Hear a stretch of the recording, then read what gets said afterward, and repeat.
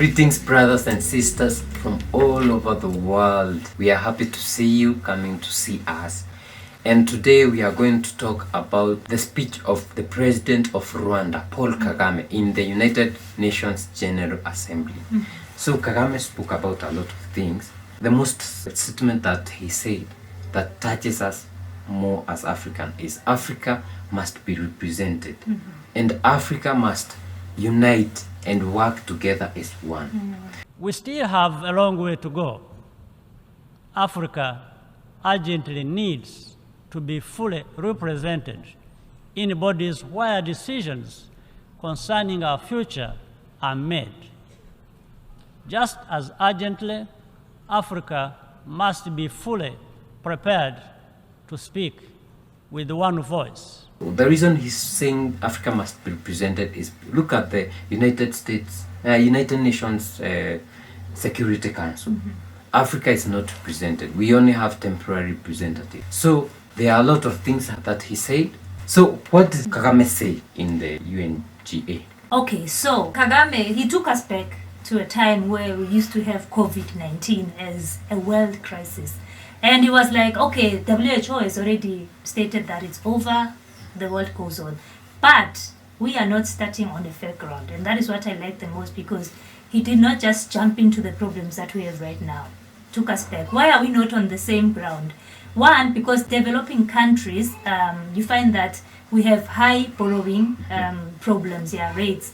And then you find that the premiums that we are given for borrowing or for whatever, risk premiums, yes, are higher or exaggerated than what other people are getting. So it's not fair for Africans. And we can thank Mama Arikana. She put us on the limelight during COVID about what happens in the IMF. The way we get, the European countries get an interest of about 0.8, we get 13%. So very unfair, unfair. And then he also touched on the issue of climate change, and the most important thing for me was that he said, as much as we are trying to cool down on climate change, cool down on the earth, and trying to reverse the problems that we have that are coming from climate change, we must not forget to cool down on conflicts that are happening in Africa. What is happening in Africa is you find that we have instabilities where there's natural resources. There's Mozambique, Congo, there's Chad, there's Burkina Faso, Niger, Mali, Nigeria, Sudan, Somalia, and Kenya. And then he mentioned that these places, as much as these things are happening and everybody can see, including the UN, the people who are supposed to be leading us, or the bigger bodies like the UN and whatever, they are not showing signs that there's an end near.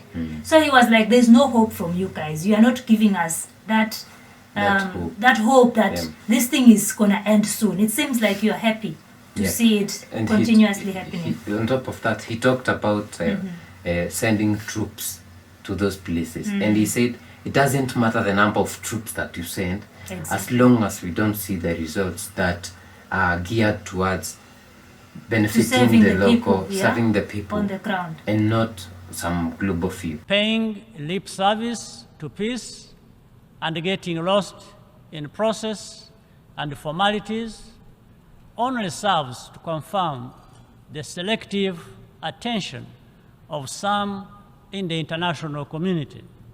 No matter the amount of troops deployed, their mindset should be to get results which serve the interests of the people on the ground. I think he was talking about something like the Congo. Congo is MONUSCO. Then Mali, there are some. So it's crazy. And just to speak on that, so if these people are not being served by these troops and whatever you're trying to as a solution to come up with as a solution, it means that we will continue to have refugees invading other countries, coming in to seek better livelihoods in other countries.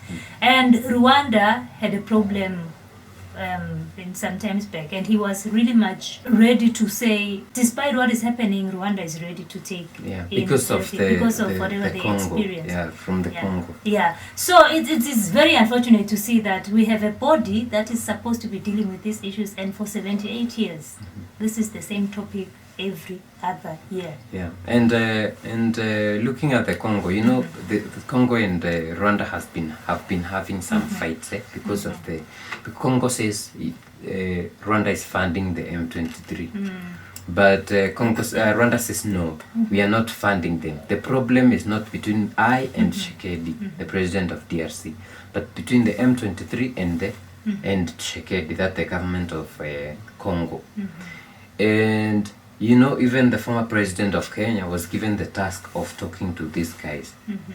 Because I think these guys, M23, are really willing to talk with the government of Congo and talk it out. But the problem is, I think there are some people who do not want this to happen. There are some people who do not want peace in the Eastern DRC. Yeah. And it's benefiting them. It's benefiting them. And that is what Kagame is saying. We are not saying forward, because this must be benefiting some few people. Yeah, and he did say it out loud. That it seems like there are people that have been, that are beneficiaries of what is happening. And he was very much firm on the fact that we have been paying lip service on these issues, but there's nothing. It's that is just too much talk. No. And then he did mention that we have a long way to go, of which I'm also seeing that. Yeah, if Africa doesn't unite, we have a long way to go.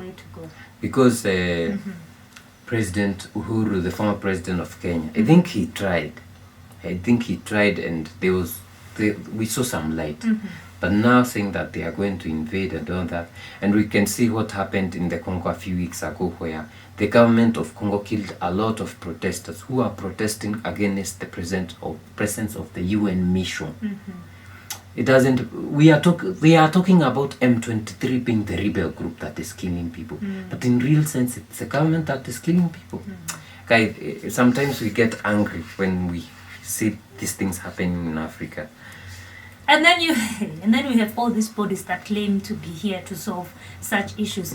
Yeah, so just to summarize on what President Kagame said, we just want to reiterate on the fact that he said the reason for instability in Africa is governance. Yeah. As long as there is bad governance, as much as the government that is supposed to lead the development of that country is not serving the interest of the people, there will continue to be instability.